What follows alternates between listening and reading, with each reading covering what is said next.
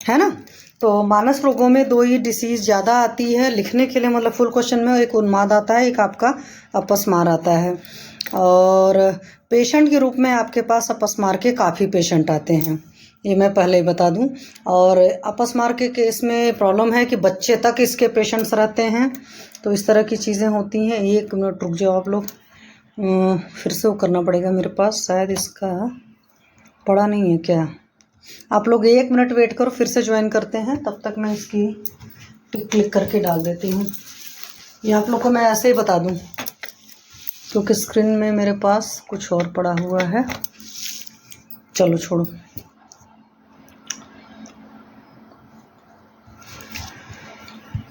अगर हम इसकी बात करें अपस्मार की, तो अपस्मार का मतलब होता है स्मृति का भ्रंश होना। भ्रंश होने का मतलब होता है कि कुछ टाइम के लिए जिस वक्त अपस्मार का अटैक आता है, एपिलेप्सी का अटैक आता है, अगर पेशेंट आप लोगों ने अभी तक देख लिए होंगे तो आपको पता होगा उस टाइम चली जाती है। मतलब अपने लोग बोलते नहीं मिर्गी का दौरा आया, तो जिस टाइम पेशेंट को अटैक आता है उस टाइम के लिए टोटल उसका मेमोरी लॉस हो जाता है। वो उसका नहीं है कि कौन सी आमिर खान की मूवी थी ना, शॉर्ट टर्म मेमोरी लॉस, तो शॉर्ट टर्म मेमोरी लॉस की तरह नहीं होता है, पर्टिकुलर टाइम के लिए ये चीज़ें आती हैं। जैसे आपके उन्माद के केस में देखोगे सर्टेन टाइम फिक्स था कि कहीं 12 घंटे था, 12 दिन था, कहीं 15 दिन था, इस तरह का डिफरेंस था, डेज का डिविएशन था। या अभी आपने जब पढ़ा है तो भूतोन्माद के केस में आपने ये पढ़ा कि कोई प्रतिपदा को आ रहा है, कोई दशमी को अटैक हो रहा है, कोई पूर्णिमा को हो रहा है, कोई अमावस्या को, मतलब अलग अलग तिथियों का था। अपना जब भूतोन्माद देखा, उन्माद में था कि आफ्टर सर्टन टाइम इंटरवल, मतलब जब दोष इकट्ठा हो गए तब उसी हिसाब से अटैक वगैरह आया। तो वात के केस में, पित्त के केस के में, या कफ के केस में, इस तरीके से उन्माद के केस में हुआ था। सन्निपातस का अलग तरह का था। लेकिन अपस्मार का जो डिफिनेशन है वो डिफिनेशन ही अगर आप याद रखोगे तो अपस्मारम पुनः स्मृति बुद्धि सत्व संप्लवाद, या एक डिफिनेशन ये दे रखी निरुक्ति में, स्मृतिर अपध्वंसम अपस्मारम, मतलब स्मृति ज्ञान सामान्य के विनाश को अपस्मार कहते, स्मृति चली जाती है। तो कभी भी मिर्गी के पेशेंट को बाद में पूछोगे भाई तुम्हारे साथ क्या हुआ था, तो वो नहीं बता पाता, उसकी सराउंडिंग के लोग बताते हैं। और त्रासदी इस बात की है कि छोटे छोटे बच्चों को जब ये बीमारी हो जाती है तो मॉडर्न में फिर टेस्ट वगैरह तो MRI वगैरह कराते हैं, और आपको पता है कि MRI में एपिलेप्सी के केस में ब्रेन में आपको काफ़ी चेंजेस नज़र आते हैं। इसीलिए, और अपस्मार का भी एक बच्ची भी देख रही हूँ, वो टीनेज की ही बच्ची है, मोस्टली 18-19 साल के ऐसे कुछ एज है उसकी, और काफ़ी लंबा ट्रीटमेंट चल रहा है उसका, मतलब दवा चल रही है, पर तब पर भी अब वो स्विच ऑन करना चाहती है आयुर्वेद की तरफ, क्योंकि अभी उसके पीरियड वगैरह में भी इशू आ रहे हैं। तो अगर कम एज का बच्चा है या बच्ची है तो कल को if she is a female तो बहुत सारे पीरियड के इशू आने के भी चांसेस होते हैं। क्यों? उसके पीछे की वजह अगर आप लोग देखोगे तो जो एपिलेप्सी की मॉडर्न की मेडिसिन होती हैं उसके साइड इफ़ेक्ट भी बहुत ज़्यादा होते हैं। या आपने सिंपल लैंग्वेज में अगर आप समझेंगे तो जितनी भी बड़ी बड़ी बीमारियाँ सो कॉल्ड कही जाती हैं उनकी जो मेडिसिन होती हैं उनके बड़े बड़े साइड इफेक्ट भी होते हैं। ठीक है, तो इस वजह से भी आयुर्वेद के हिसाब से, और अगर आयुर्वेद के हिसाब से सिक्का जम गया मतलब अभी जैसे कुछ लोग ही ट्रीट करते हैं साइकोलॉजिकल डिसीजेस को या मानस रोगों को आयुर्वेद में, मानस रोगों पर भी बहुत अच्छे से आयुर्वेद ने काम करना शुरू किया। जैसे बहुत साल पहले, 20-25 साल पहले तो लोग हाथ ही नहीं लगाते थे, जितना मैं जानती हूँ, मतलब नॉर्थ इंडिया की मैं बात कर रहा हूँ, साउथ वगैरह में नहीं, महाराष्ट्र वगैरह की अलग कल्चर है, वहाँ पर तो ऐसे ऐसे अनुभव या ऐसी ऐसी चीज़ें पता चलती हैं। जैसे अभी मैं समीर जमदग्नि सर को सुन रही थी तो उन्होंने हेतु कहाँ से निकाला कि बंदा बड़ा पाव खा रहा है तो न्यूज़पेपर के बीच में उसको दबा करके, जैसे मतलब होता है ना तेल निकाल देने के लिए हम लोग खाते पीते हैं इस तरीके से। या आप ऐसे भी देखो छोले कुमचे पर थोड़ी बहुत जो चीज़ें बिकती हैं तो वो लोग, या हमारे, मुझे याद है कि हमारे बचपन में जब हम स्कूल में पढ़ते थे तो वहाँ पर चाट हो देती थी तो वो अखबार के ही उस पर देती थी, कटिंग पर देती थी। और ये जो आपका इंक होता है तो उसमें लेड होता है, तो उस तरीके से आपके अंदर वो लेड की पॉइजनिंग हो जाती है। खास करके जो लोग कंटिन्यूसली खाते हैं, कुछ बच्चों की आदत होती है ना कि सब सारी चीज़ें लगातार खाने की, या स्कूल में भी कुछ लोग ऐसे होते थे जो मुझे याद है कि रोज़ ही चाट वगैरह खाते थे। तो ऐसी ऐसी सारी आदतें होती हैं या ऐसे ऐसे हेतु होते हैं, और ऐसे ऐसे हेतु निकालना बहुत मुश्किल होता है क्योंकि पेशेंट पर इतना हम लोग सोच नहीं पाते हैं। इसीलिए बहुत सारे लोगों को सुना क्यों जाता है कि सुनने से आपको कुछ नहीं अगर समझ में आता है तो एक चीज़ तो समझ में आती कि उसने हेतु कहाँ से निकाला। मेन है हेतु पर काम करेंगे, क्योंकि हमारे आयुर्वेद का एक सिंपल सा ट्रीटमेंट है, संक्षेपतः क्रिया योग निदान परिवर्जनम, कि अगर हमने निदान का परिवर्जन करा दिया, हमने हेतु का त्याग करा दिया तो हमारी आधी चिकित्सा तो वहीं से सफल हो जाती है। और उसके बाद आपका कंसेप्ट होता है कि हमने दीपन पाचन और लोमन कर दिया। तो दीपन पाचन और लोमन कर दिया तो आगे फर्दर आपको जो मेडिसिन देनी है, व्याधि प्रतिनिधिक चिकित्सा करनी है, मतलब उस पर्टिकुलर व्याधि के लिए जो चिकित्सा होनी है, इस बात को आप लोग अभी से जान लेना, समझ लेना कि आगे अपने दिमाग में हमेशा याद रखिएगा कि कोई भी पेशेंट किसी भी बीमारी का आएगा तो पहले उसकी हम एक तो निदान परिवर्जन कराएंगे, जो संक्षेप तो क्रिया को निदान परिवर्जन हमारा सूत्र है।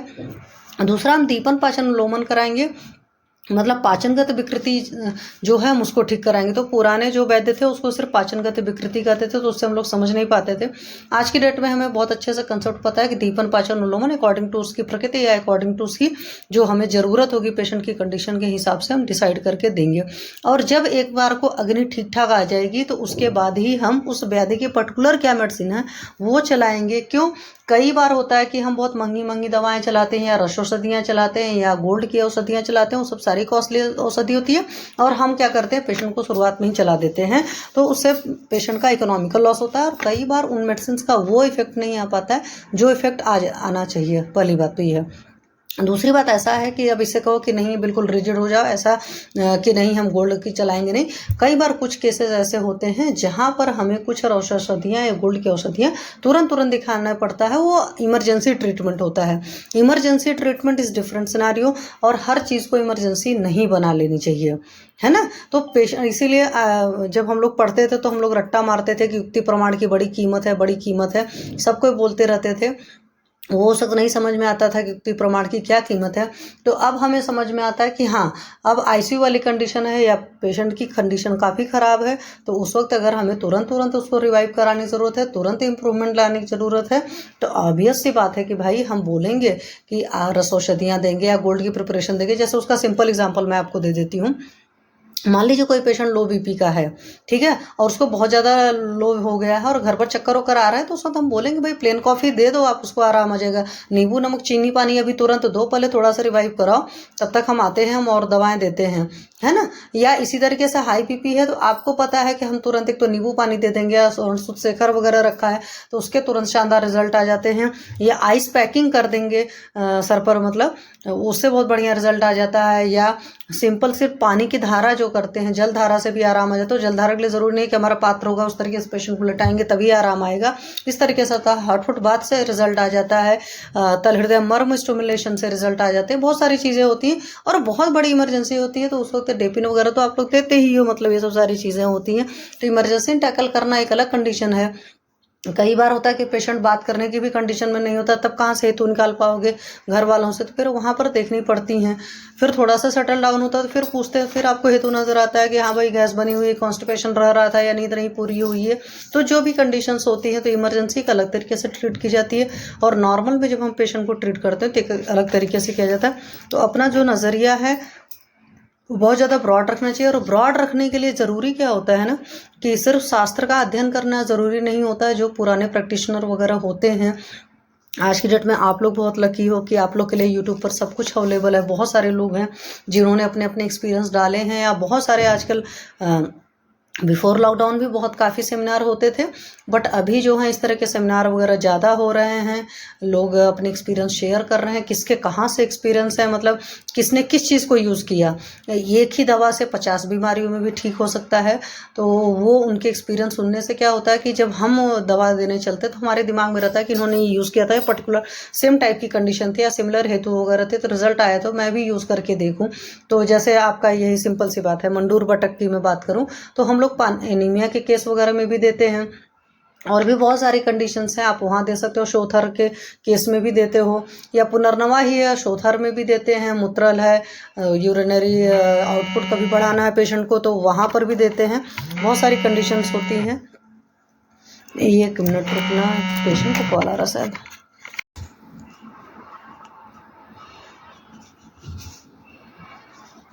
हाँ सॉरी, वो कॉल आ गई थी। तो इस तरह की जो चीज़ें होती हैं, मतलब बात कर रही थी मैं तो भूल जाता है। तो आपको बहुत सारे लोग को सुनिए, बहुत सारा और शास्त्र पढ़िए, बार बार देखिए, और किसी का अनुभव जब रहता है तो आप उससे अगर कांटेक्ट में है तो आप पूछ भी सकते हो, अदरवाइज एक चांस भी ले सकते हो बहुत सारी चीज़ों में। और बिल्कुल भी नहीं, जैसे जब पढ़ते थे आप लोग के टाइम में तो रटते रहते थे कि शंखभट्टी यहाँ चलाएंगे, ये वहाँ चलाएंगे, ऐसे करेंगे। और व्यवस्था पत्र भी मैं फ्रेंकली आपको बताऊँ तो मैं रटती थी, या हम लोग रटते थे हमारे बैच में। मुझे नहीं याद है कि किसी का भी ऐसा था कि व्यवस्था पत्र में यही चीज़ क्यों दी गई। अब आज की डेट में जैसे मैं आपको बताती हूँ ना कि पर्टिकुलर अगर रामहेन सर की बुक से मान लो मैं पढ़ा रही हूँ तो मैं सीधे बोलती हूँ अगर उन्होंने ये चीज़ देखा इट मीन्स कि उन्होंने अपने पेशेंट में कुछ और लक्षण देखे रहे थे तो जो इसकी वजह से ये चीज़ देखा। या कई सारे जगह आप देखोगे किसी भी डिसीज़ का लिख रहे हो ट्रीटमेंट, साथ में कुछ उन्होंने मानस लिखा हुआ है, तो पक्का सी बात है पेशेंट में या उस तरह के हेतु बहुत ज़्यादा मिले होंगे उस पर्टिकुलर पेशेंट में, या इसी तरह के बहुत सारे पेशेंट्स में मानस हेतु उस तरह के मिले होंगे। जैसे मेरी अब ड्रग ऑफ चॉइस रहती है मानस मित्र बटिका ज़्यादा लिखती हूँ या सरसुदारिस्ट ज़्यादा लिखती हूँ। आसोरिस्ट के पीछे मेरी एक अलग वजह है कि भाई स्टोर करते हो तो आपके पास उसका लाइफ स्पेन ज़्यादा अच्छा होता है, तो ज़्यादा सोचना नहीं पड़ता आपके पास, क्योंकि मेडिसिन रखने में भी बीइंग अ प्रैक्टिशनर ये भी देखना पड़ता है किसकी एक्सपायरी डेट क्या है किसकी नहीं है, तो वो सब चीज़ें भी ख्याल रख करके कुछ औषधियाँ सेफर साइड होती हैं तो वो रख लेते हो आप, या जिनके रिस्पॉन्स बड़े अच्छे आ जाते हैं आपने यूज़ किया और गॉड ग्रेस, जैसे मेरा सरसोतारिस्ट के केस में जितने पेशेंट्स को चला है बहुत बढ़िया रिजल्ट है, या मानस मित्र बटिका चला है उसके बहुत बढ़िया रिजल्ट है, या जटामानसी चला है उसके रिजल्ट है, या ब्राह्मी वटी के रिजल्ट हैं, या बृहत्वा चिंतामणि रस है वो तो काफ़ी कॉस्टली पड़ता है तो अब मैं नहीं रखती हूँ, लिखने में मैं लिख देती थी पहले पेशेंट्स को।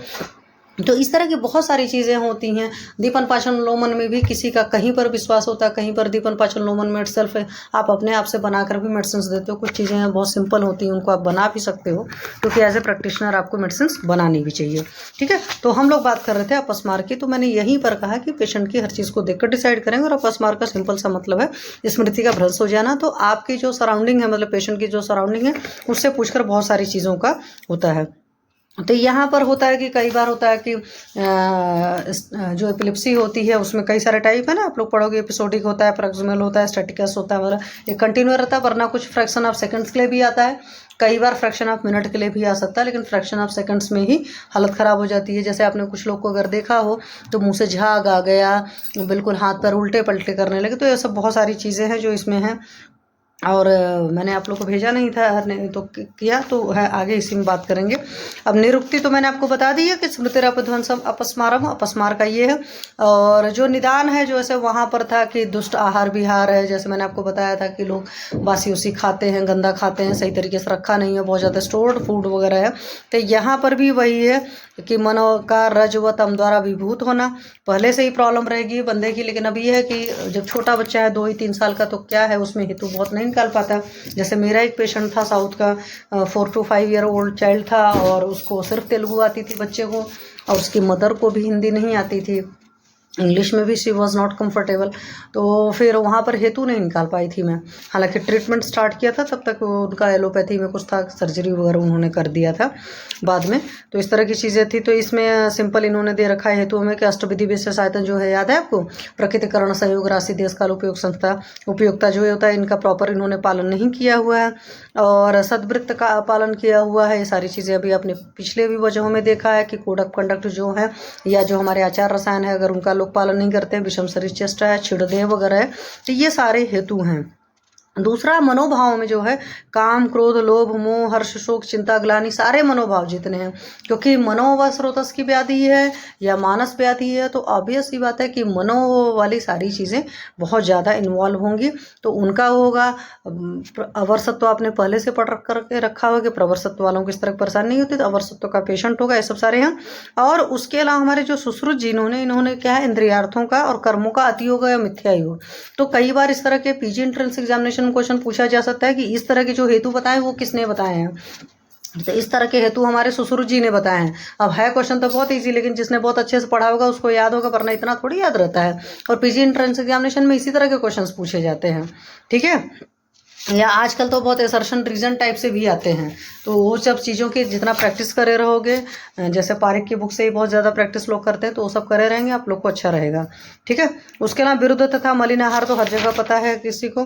बेग धारण वजह इन्होंने बोला हुआ है, बेग धारण तो सर्वदोष प्रकोपक होता ही है। अहित अपवित्र आहार, जितने भी मानस दोष बोले जाते हैं उन सब में अपवित्र आहार की बहुत बड़ी भूमिका होती है। और अभी का नहीं कल्चर, लेकिन आज से 50-60 साल पहले का कल्चर आप देखेंगे तो उस टाइम में लोग मानते थे कि जो लोग अपवित्र खाना खाते हैं, मतलब गलत तरीके से खाते हैं, गलत तरीके से बना होता है, और वही अपवित्र खाने में एक तरीके से समझ लो आपके होटल में जैसे होता है, बिल्कुल साफ सफाई नहीं होती, कोई शुचिता नहीं होती। मैंने कई बार इतना तक देखा कि होटल वाले जो वेटर वगैरह काम करते हैं वो वॉशरूम वगैरह गए तो उन्होंने हैंड वॉश भी नहीं किया, तब आप समझो कि वॉशरूम का पूरे बैक्टीरिया वायरस आपके खाने में आया हुआ है। और इस तरह की छोटी मोटी चीज़ें जो होती, छोटी मोटी चीज़ें इसलिए कि लोग इसको इग्नोर मार देते हैं, और वो चीज़ों को आप कहाँ से समझ पाओगे, पेशेंट कहाँ इतना ध्यान देता है। तो इसी वजह से होटल का खाना काफ़ी क्यों ख़राब होता है। अब ये है कि जब खा रहे हैं तो उसके पीछे बहुत सारी चीज़ों का और ख्याल रखें, और ख़ास में उसी में अवरसत्व होता है। जैसे कहते नहीं, एक तो करेला ऊपर से नीम चढ़ा, तो एक तो पेशेंट अवरसत्व का था और फिर इस तरह का खान पान था, उसने सारी चीज़ों को ख़राब कर दिया। तो ये सारी चीज़ें वजह हैं। रज और तम से आक्रांत मन है। रजस्वला स्त्री के साथ संभोग, इस तरह का भी एक जो हमारे सुश्रुत जी ने पर्टिकुलर फीचर दे रखा है। तो in the case of male आप इस तरह के क्वेश्चन भी पूछ सकते हैं अपने पेशेंट से, अगर ऐसा है तो क्या ये चीज़ ऐसी है। और बहुत सारे, हालांकि हमारे यहाँ अवॉइड होता है, कहने को मना है सारी चीज़ें, बट बहुत सारे लोग इस तरह के काम करते हैं, तो वहाँ पर भी पेशेंट से ये केस टेकिंग लेना भी ज़रूरी है। और काम शोक भय उद्योग कोपा से मनोविघात होना, तो आप ये पूछिए उनको गुस्सा कैसा आता है, क्योंकि सारी वजहें पता करनी होती हैं, तो वहाँ पर ये चीज़ें पूछ सकते हैं। तो ये जो सारे हेतु होंगे उनसे क्या हुआ, आदि दोषों का प्रकोप होगा, और काम शोक आदि जो भाव है मानस दो भावों से रस्तम का प्रकोप होगा।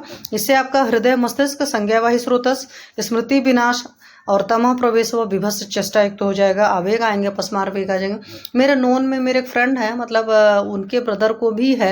मैं यहाँ पर क्यों आपको कोड कर रही हूँ, सारी चीज़ें बता रही हूँ, क्योंकि जब मैंने उनको देखा, या एपिलिप्सी के पेशेंट को जब आप देखते हो तो आप ऐसे नहीं बता सकते हो।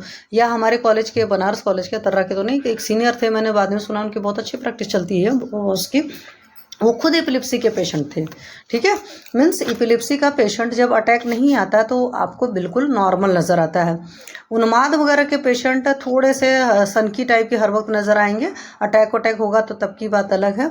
लेकिन एपिलिप्सी का पेशेंट जब दौरा हट जाता है ना, तब वो बिल्कुल नॉर्मल चाइल्ड नज़र आता है। और कई सारे लोग जो है पढ़े लिखे भी हैं, सारी चीज़ें करके, जैसे पुराने टाइम में तो लोग अवॉइड करते थे, भाई कहीं बाहर मत निकलो। अब आज की डेट में तो ऐसा पॉसिबल नहीं है, और जिन लोग को भी मैं जानती हूँ ट्रैवलिंग करते हैं सारी चीज़ें, बट ये है कि हाँ, ऐसे लोग अकेले ट्रैवलिंग नहीं करने देते हैं या ड्राइव नहीं करने देते, क्योंकि पता नहीं कब अटैक आ जाए और उस वक्त में प्रॉब्लम क्रिएट हो जाए, है ना। तो ये सारी चीज़ों का तो ख्याल ही रखना होता है। बहुत सारे लोग इस बात का ख्याल रखते हैं कि भाई if she is a female तो किचन में उस टाइम कुकिंग ना करें, मतलब उस टाइम मतलब कि पता नहीं किचन में कुकिंग कर रही तो अकेले ना हो, क्योंकि जब अटैक आ जाएगा तो पता नहीं चलेगा। तो कुछ चीज़ें होती हैं, बट ये है कि जिस तरीके से मॉडर्न मेडिसिन तो काफ़ी चल रही है, आयुर्वेद का भी मुझे नहीं पता कि क्या ऐसा है कि उनका कितने दिन पर अटैक आ रहा है। कुछ लोग के केस में ऐसा भी होता है कि साल 6-6 महीने तक भी अटैक नहीं आता है। और जब इस तरह की कंडीशन होती है तो आप ये नहीं सोचते हो कि हाँ, मतलब मेजॉरिटी यही सोचेंगे ना ठीक हो गई व्याधि, पर कई बार ऐसा हो जाता है कि कई सालों बाद भी अटैक आता है। तो संप्राप्ति घटक में वातादि शारीरिक दोष है, रजतम मानस दोष है, और दुष्य में स्मृति ज्ञान सामान्य है, अधिष्ठान में हृदय और संज्ञावाही स्रोतस है। तो जितने भी हमारे मनोगत है वहाँ पर मस्तिष्क वर्ड नहीं लिखा गया है, हृदय लिखकर अंदर उन्होंने मस्तिष्क लिखा है, जो आयुर्वेद का कंसेप्ट है। और संज्ञावाही स्रोतस ऑब्वियस सी बात है, संज्ञा का ही तो मेन क्षरण हो रहा है, लॉस हो रहा है। पूर्व रूप में देखो हृदक्रम है, मतलब पेशेंट को पैल्पिटेशन होता है। अब बहुत छोटा बच्चा है तो आप उससे नहीं पूछ सकते हो कि उसके पहले क्या होता है। या जब मैंने अभी अपनी एक पेशेंट की केस टेकिंग करी थी, जो बच्चा आप लोग के इस ग्रुप के आसपास थे, थोड़ा छोटा आप थे, आपसे थी, तो ये मैंने नहीं पूछा था कि बेटा जब अटैक आने वाला होता है तब आपको क्या होता है। तो यहाँ पर पूर्व रूप में दे रखा है हृदक्रम मतलब पैल्पिटेशन, हृदय में शून्यता की प्रतीति, स्वेद होता है, मूर्छा होता है, प्रमूढ़ता, इंद्रिय मुँह, मन तथा इंद्रियों की क्रियाहानि और निद्रानाश। क्योंकि कई बार अपस्मार के पेशेंट को अपतंत्र यानी कि हिस्टीरिया के पेशेंट से भी थोड़ा सा आपको डायग्नोस करने की डिफरेंशियल जरूरी होती है। तो इस तरह की चीज़ें आती हैं। आंखों के सामने अंधेरा छा जाता है, हाथ पैर फेंकता है, तो टोनिक कलमंजनोसिक बोलते हैं। संस्कृत में आपके लिए वर्ड है सरम्भ, और उसका वही नेत्र विकृतिपूर्वक हस्तपाद आदि छेबड़ आदि। तो इस तरह की कंडीशन हिस्टीरिया के पेशेंट के भी शो होती है। बट हिस्टीरिया के पेशेंट के केस में आपको पता है टिपिकल साइन सिम्टम हम लोग जो पढ़ते थे, एक तो मेजॉरिटी लेडीज़ को होता है, दूसरी बात है ऐसा नहीं था कि लेडीज़ को होता है तो जेंट्स को कभी नहीं होगा। दूसरी बात होता है कि हिस्टीरिया के पेशेंट के लिए टिपिकल बोला जाता था कि उसको सारी चीज़ों का अवेयर होता है, एक्सेस अटेंशन चाहिए होता है। तो उनके केस में बोला जाता था कि अगर 1 या 2 फ्लोर से भी गिरेंगे तो पेशेंट को चोट नहीं लगेगी। ये मतलब इस तरह की चीज़ें थी। अटेंशन सीकर टाइप के पेशेंट्स होते हैं। और जब हम बच्चे थे तो हमारे यहाँ कोई था हिस्टीरिया का पेशेंट, मतलब हमारे रिलेशन में। तो मुझे याद है कि एक बार उनको हमारे घर में अटैक आया, तो मेरे फादर ने उनकी नब्ज़ देखी। अब हम खुद ही छोटे बच्चे थे तो हमें तो नब्ज़ वगैरह देखना नहीं आता था। तो पापा ने देखा, पापा ने बोला नहीं शी इज़ ओके। अब मैं आज की डेट में नहीं बता सकती हूँ बिकॉज उस पेशेंट के साथ में बाद में बहुत सारी प्रॉब्लम हुई थी, मतलब उनको now she is no more in this world. तो उनके साथ में था कि वो बहुत ज़्यादा मतलब इस तरह की चीज़ें उनको होती रहती थी, फ्रिक्वेंटली होती थी। मुंह से झाग भी आता था, हाथ पैर इधर उधर फेंकते थे, आंखें भी वैसे करते थे। और कुछ टाइम बाद वो नॉर्मल होते थे और उनको हालांकि हर बार हॉस्पिटल में एडमिट भी कराया जाता था। और डॉक्टर उनका यही कहता था इनको कोई प्रॉब्लम नहीं है, क्योंकि ये वो डॉक्टर्स जो थे वो एलोपैथी वाले थे। और एलोपैथी वाले बहुत ज़्यादा इन चीज़ों को, क्योंकि सामने अगर अटैक आए पेशेंट के, ये है कि हाँ उनको हॉस्पिटल में कभी इस तरह की प्रॉब्लम नहीं होती थी। तो वहाँ पर आप डिफ्रेंशिएट कर सकते हो। जब तक सामने अटैक नहीं आता आप बहुत क्लियर कट पेशेंट के बारे में नहीं कर सकते हैं। एंड नेक्स्ट एक पॉइंट है हत स्मृति, दैट इज स्मृति नाश या लॉस ऑफ कॉन्शसनेस। तो लॉस ऑफ कॉन्शसनेस ये चीज़ें होती हैं तो पेशेंट आपके सामने आएगा तो पता चलेगा या लोग बताएंगे। अब हमारे यहाँ डिफरेंशियल मतलब टाइप में है वातज पित्तज कफज और सन्निपातज है और आगंतुज है। तो 5 तरह के जो हमारे टाइप हैं तो उसमें उस तरह के हो गए। भाई वातज है तो हर चीज़ रुच्छ अरुण कृष्ण वर्गतिका।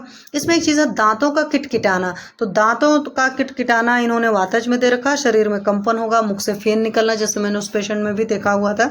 तो ये हिस्टीरिया वगैरह के पेशेंट में भी होता है। और बेग छोटे और बार बार आते हैं तो इसको क्षुद्रा अपस्मार या पेटेट माल एपिलेप्सी भी कहते हैं। तो मॉडर्न वालों का इस तरीके से होता है। पैथिक में सब कुछ वही लाल पीला इस तरह से के देगा और झाग भी पीत वर्ण का हो जाएगा। तृष्णा दाह और बेग तीव्र होता है। कफज वाले को देखेगा सब श्वेत देखेगा, आंखें भी श्वेत वर्ग हो जाएंगी और जो निकल रहा है झाग वगैरह वो भी श्वेत वर्ण का फेन वगैरह होगा। शीतल रोमांचित तथा भारी रहता है। और कफज है तो अब ऑब्वियस सी बात है बेग जो है लंबे टाइम तक रहेंगे। सन्निपातक में स्टेटस एपिलेप्टिस मतलब बहुत लंबा रहेगा, उसकी तुलना करेंगे। अब उन्माद और अपस्मार में फ़र्क क्या है? उन्माद में बुद्धि विभ्रम होता है, मतलब बुद्धि को एक अलग तरीके से चल रही है।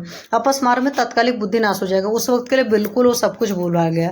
उन्माद या मेनियक पेशेंट ऐसा नहीं होता कि पूरा कॉन्शस खो जाता है, ऐसा नहीं होता है। उन्माद में अवस्थिक बेग नहीं आते हैं या स्थायी स्वरूप करोगे इसकी तीव्रता घट बढ़ सकती है। जो आपने देखा कि पर्टिकुलर टाइम के बाद हुआ इस तरह की चीज़ें आई तो वो चीज़ें होती हैं। यहाँ पर जो होता है, एक मिनट क्या हो रहा है, सबकी कॉल ही आ रही है। वरुण बच्चे पार्टी।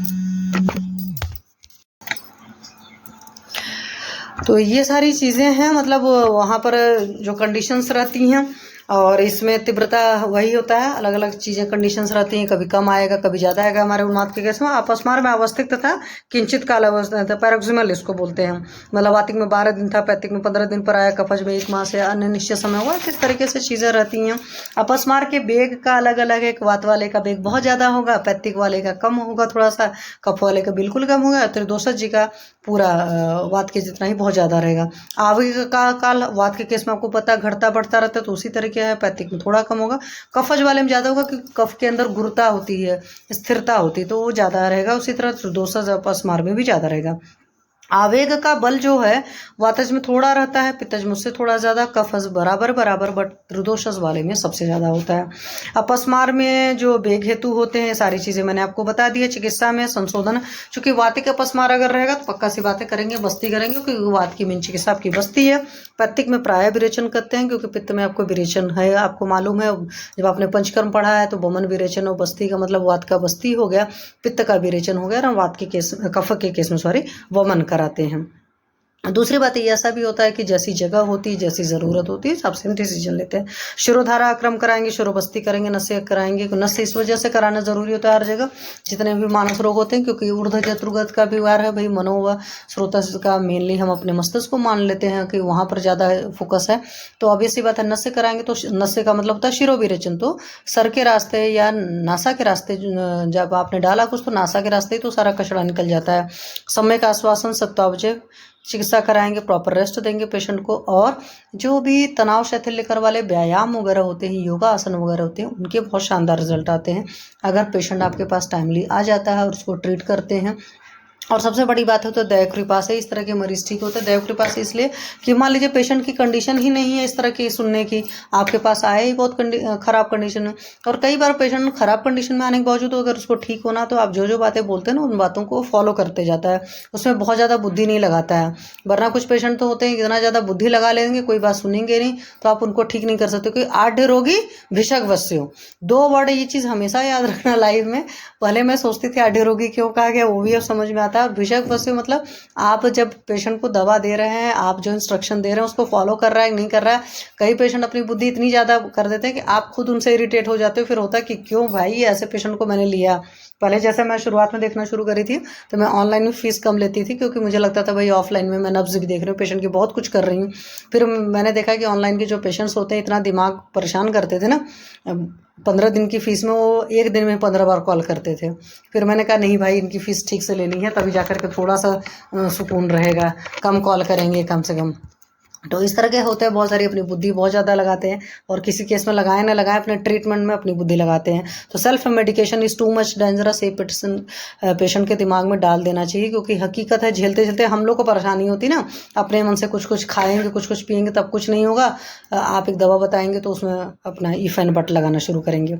संसमन योगों में आभ्यंतर में करंजादि योग है, मधुवचा का योग है। आप मधुवचा देखो बहुत सिंपल योग है, सबसे बड़ी बात है ये सब चीज़ें रखना चाहिए अपने क्लिनिक पर। एक प्रैक्टिशनर के पास इस तरह की चीज़ें होनी चाहिए। मुस्तक मूली योग है, कुष्मांड आदि योग है, कुष्मांडी रसायन आप बना सकते हो। कुष्मांड मतलब वो जो सफ़ेद वाला पेठा होता है तो उसको कुष्मांड रसायन बनता है, आप देख लेना, बहुत बढ़िया है। बच्चों के केस में भी बहुत अच्छे रसायन की तरह यूज़ कर सकते हो, मेंटल डिसऑर्डर्स वगैरह में भी बहुत अच्छा यूज़ कर सकते हो। और जब आप खुद बनाओगे तो आपके च्यवनप्राश से आपको अच्छा पड़ेगा, मतलब सस्ता पड़ेगा। बना लोगे मतलब खुद बनाओगे तो एफिकेसी अच्छी होगी। मार्केट वाले की मैं एफिकेसी की बहुत बात नहीं करती हूँ कितना होता है। ब्राह्मी घृत वगैरह है, वचादि घृत है, सैंधवाद्य घृत है, पंचगव्य घृत है, कुष्मांडादि घृत है, कल्याणक चूर्ण, स्मृति सागर रस वगैरह है। वही प्रयोग में इसमें अभ्यंग स्नान साधन तीनों चीज़ें कराते हैं। पलंकाशादि तहत, पलंकशा मतलब आपके गोचुर का पर्याय था। त्रिफलाद्य तैल है, प्रदेह व धूपनार्थ पिप्पली आदि योग है, क्योंकि पिप्पली जो होती है थोड़ा सा उसको नर्वस स्टिमुलेशंस वगैरह देगी। नामन, प्रधमन और अंजन इत्यादि है। क्योंकि प्रधमन वगैरह हम कब कराएंगे, जब पेशेंट बड़ा अनकॉन्शियस सा होता है तो उस वक्त प्रधमन वगैरह कराते हैं, नामन कराएंगे, कुछ उसको कटु चीज़ें सुंघाएंगे जिसकी वजह से वो कॉन्शियस में वापस आ जाए। तीक्ष्ण अंजन वगैरह का अपस्मार जो चिकित्सा की जाती है अधिकतर तीक्ष्ण की जाती है, क्योंकि वो अपनी कॉन्शियसनेस को लॉस किया है पेशेंट ने। ठीक है, अभी आप आगे पढ़ेंगे मूर्छा, तो मूर्छा के केस में उन्होंने साफ साफ क्या कहा है कि जब मूर्छा होती है तो मूर्छा के कुछ टाइम बाद पेशेंट ऑटोमेटिकली ठीक हो जाता है। बट होता क्या है कि हम लोग परेशान हो जाते हैं, इसलिए तुरंत उसके ट्रीटमेंट पर लग जाते हैं। पर बुक पढ़ोगे तो ये चीज़ समझ में आएगा। और आगंतुज उन्माद के केस में आपको दैव्यपाश्रय चिकित्सा करने की जरूरत है। चाहे भूतोन्माद था वहाँ पर भी दैव्यपाश्रय है, आगंतुज कहीं पर भी है, खास करके मनोस्रोतस की जो भी व्याधि हैं वहाँ पर दैव्यपाश्रय चिकित्सा से बहुत अच्छा लाभ होता है। तो पेशेंट को सद्वृत्त का पालन कराना, पेशेंट की दिनचर्या को ठीक करना। प्रॉब्लम क्या हो जाती है कि बहुत सारे पेशेंट की दिनचर्या ही बहुत गंदी होती है। जैसे अभी मेरा पेशेंट है रात के 2-2, 3-3 बजे सोता है, पता नहीं कब सोता है। फिर 2-3 बजे 4 बजे जो लोग सोते हैं वो फिर देर से उठते हैं और सारे काम करते हैं। यहीं से दिनचर्या का एक मैं और बताती हूँ। शीजा योगा ट्रेनर आज उस पेशेंट से बात किया मैंने, मेरे किसी नोन का था, तो उन्होंने कहा आप मैम केस टेकिंग ले लो। तो उसमें और तो नहीं, एक चीज़ समझ में आया कि पेशेंट 11 साढ़े 11 बजे सोती हैं, 4 साढ़े 4 बजे उठती हैं, क्योंकि योगा इंस्ट्रक्टर है तो सुबह क्लास लेनी होती, तो रात में उनकी नींद तो पूरी होती नहीं है, यहाँ से ये समझ लीजिए। और बहुत पहले उनको चिकनगुनिया हुआ था, तो अभी उनके पैरों वैरों में स्वेलिंग वगैरह होना शुरू करी, हाथ में स्वेलिंग होना शुरू हुई। और उनके जो और कुछ साइन सिम्टम थे, यस उनका मेन प्रॉब्लम था पिंडिकोदोस्टन। तो मैंने जब कॉन्स्टिपेशन का पूछा तो उन्होंने ना कर दिया, और गैस वगैरह का भी ना कर दिया। बट मैंने जब ट्रीटमेंट दिया, मैं अपना ट्रीटमेंट आप लोग को बता दे रही हूँ, तो मैंने मेनली वही मेरी आदत है शुरुआत में दीपन पाचन लोमन वाले कंसेप्ट पर रखती हूँ। और जब मैंने पूछा टेंशन का तो उन्होंने बोला बहुत ज़्यादा टेंशन लेती हूँ, मतलब चिंतनात चिंतना। तो जब ज़्यादा चिंतन होता है तो रसधातु की दृष्टि होती है, रसधातु की दृष्टि होगी तो आमवत वगैरह जैसी कंडीशंस फंसती हैं। मैंने हालांकि अपने फ्रेंड को बोल दिया कि डॉक्टर साहब इनको आमवत का ट्रीटमेंट बाद में देना पड़ेगा, तो अभी दीपन पाचन लोमन दीजिए। तो मैंने सिंपल सा उनको सिर्फ हिंगवास्टा का 12 दशमूलारिष्ट चलाया है, और रात के लिए मैंने वो दिया है कि थोड़ा सा सरसोता रिस्ट पियेंगे तो उसके बाद नींद अच्छी आएगी। और 1 वीक के लिए चंपकादि अगत, क्योंकि चंपकादि अगत जब कुछ नहीं समझ में आता तो ये चिकनगुनिया वगैरह क्या है, मच्छर सच्छर ने काटा है तो आपके अंदर एक गया है, विष गया है, तो विष को नलीफाई करने के लिए तो चंपकादि अगत देंगे। और चंपकादि अगत वगैरह के बाद में फिर इनको हो सकता है रसपाचक रक्तपाचक वगैरह पर। और मांसपाचक मितोपाचक बहुत बढ़िया काम करता है पेंडिकोद्वेस्टन के केस में। तो पेंडिकोद्वेस्टन मेन केस अगर आप देखेंगे, अगर आपको याद होगा 99 वेगन धारणी अध्याय में, तो मेन ये होता है कि मल का जो वेग का धारण लोग करते हैं या जिनको कॉन्स्टिपेशन वगैरह रहती है तो उनके साथ इस तरह की प्रॉब्लम फंसती है। ठीक है। और मांसपाचक मितोपाचक, क्योंकि काफ मसल्स में अच्छा खासा मांस होता है समझो उसका, तो वहाँ से मांसपाचक मितोपाचक चलाते हैं तो बढ़िया रिजल्ट आता है। बट मांसपाचक मितोपाचक डायरेक्ट नहीं चलाते हैं, कभी भी हमेशा दीपन पाचन अनुलोमन करके चलाते हैं। तभी मैंने उस पेशेंट के लिए लिख दिया है, उसका रिजल्ट आ जाएगा तो मैं आप लोग से उस चीज़ को भी शेयर करूँगी। ठीक है। और फिर साथ में मैंने एक मतलब वातहर तेल को बोल दिया, मालिश करा दो, चाहे बलाश्वगंधा करा दो, चाहे क्षीरबला करा लो, चाहे नारायण तेल करा लो, महानारायण तेल वगैरह करा लो, कोई भी इस तरह के जो तेल होते हैं उनसे रात को मालिश करके सोएं। हाँ, पेशेंट के हेतु में एक और चीज़ था, मैंने पूछा कि आप खड़े होकर ज़्यादा काम करते हैं, तो उन्होंने बोला हाँ। तो एक तो हेतु ये निकला था। दूसरी बात मैंने पीरियड का पूछा तो पीरियड का उन्होंने बोला ठीक ठाक है। बट फिर जब मैंने पूछना शुरू किया पेन वगैरह का, तो पेन थोड़ा था और क्लॉट्स थे। जब मैंने उनसे बोला कोई ग्रंथि मतलब इस तरह निकलता, तो उन्होंने बोला हाँ थोड़े बहुत क्लॉट्स रहते हैं। तो क्लॉट्स अगर रहे चाहे पेन रहे, इट मीन्स कि ये वात वाला है, डिस्मेनोरिया जो है। ठीक है। तो ग्रंथिरज फार्मूला वगैरह भी चलाने से यहाँ पर अच्छे रिजल्ट आएंगे। अब पेशेंट सामने होती तो, क्योंकि हाइट वेट तो उन्होंने जो बताया वो ठीक ठाक सा बताया, 5 फुट 3 इंच की हाइट में 60 kg वेट है तो थोड़ा सा ज़्यादा है। तो और फेस से रीडिंग भी बहुत कुछ पता चलती है। तो इस तरह के मतलब आपको हेतु कई सारे कुछ चीज़ें मिलेंगी। और यहाँ पर हाँ, साथ में पेशेंट को फैटी लीवर आया, तो पेशेंट उस वजह से आया डॉक्टर के पास में। तो जब रात के 9 बजे के बाद 10 बजे के बाद जो लोग भी सोते हैं तो उनको फैटी लीवर की प्रॉब्लम आज नहीं कल जनरेट हो जाती है। एक तो सेडेंट्री लाइफस्टाइल में होती है, और एक जो लोग देर रात कर रहे हैं, क्योंकि देर रात तक जागरण से वात पित्त का प्रकोप होगा। जब वात पित्त का प्रकोप होगा तो लीवर पर असर आएगा ही आएगा। ठीक है। तो ये सारी चीज़ें देखिए, स्ट्रेस का हेतु तो उनका इटसेल्फ है ही। ऑब्वियस सी बात है, डाइजेशन अच्छा नहीं होगा, भले वो बोल रहे हैं कि मैं एक ही बार फ्रेश होता हूँ। तो वहाँ पर अपने मन से एक दीपन पाचन अनुलोमन और साथ में एक आपने दिया मेंटल लेवल पर काम करने के लिए सारस्वता रिस्ट, क्योंकि जब बहुत ज़्यादा लोग सोचते विचारते हैं तो वहाँ पर सारस्वता रिस्ट बढ़िया काम करता है। और जहाँ पर लोग सिंगल डायरेक्शन में सोचते हैं, सिर्फ एक चीज़ का टेंशन होता है, तो उनको ब्राह्मी वगैरह बहुत बढ़िया काम करती है। यहाँ पर भी जान लीजिए आपके, जैसे मैंने एक दिन आप लोग को बताया था ना कि शीत वीर्य द्रव्य कब देने हैं और उष्ण वीर्य कैसे कब देने हैं मध्य में, उसी तरीके से कुछ लोग सिर्फ एक डायरेक्शन में टेंशन लेते हैं, कुछ लोग 50 डायरेक्शन में टेंशन लेते हैं। तो वहाँ पर भी आपको अलग अलग मेडिसिन को सिलेक्ट करना पड़ता है। ठीक है। चलिए, अब कल हम लोग नेक्स्ट चैप्टर करेंगे तत्वाभिनिवेश। तो कल ये फ्राइडे को हो जाएगा। सैटरडे को आप लोग की मैं क्लास नहीं ले पाऊंगी, सैटरडे संडे, फिर मैं मंडे को क्लास लूँगी, क्योंकि संडे को तो इटसेल्फ होती नहीं है आप लोग की वजह से। अदरवाइज सैटरडे को मेरी खुद की जर्नी रहेगी तो मैं कल लूँगी आप लोग को। ठीक है। किसी का कोई क्वेश्चन? हाँ जी, बच्चा पार्टी